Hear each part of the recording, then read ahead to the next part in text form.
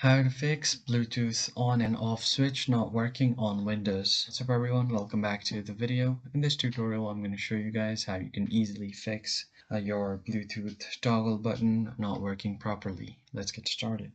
First thing that you want to do is check your Bluetooth services. So go ahead and search for system services and just click on it.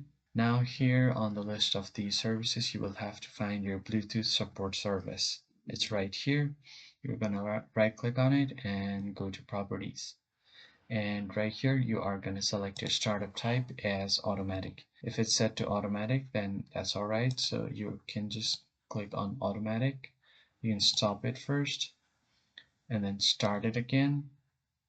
Click on apply and then OK. So this is the first method.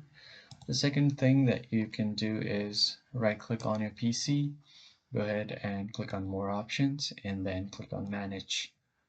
And now from here you can click on device manager, and once your device manager is open you can find your Bluetooth driver right here, which is on the top.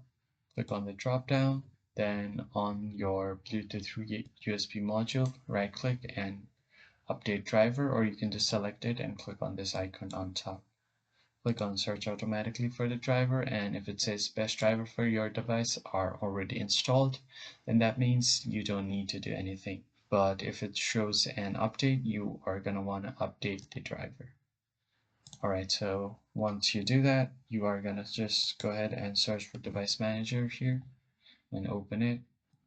And here you can click on Bluetooth, and on the same thing you are going to right click on it and then disable driver.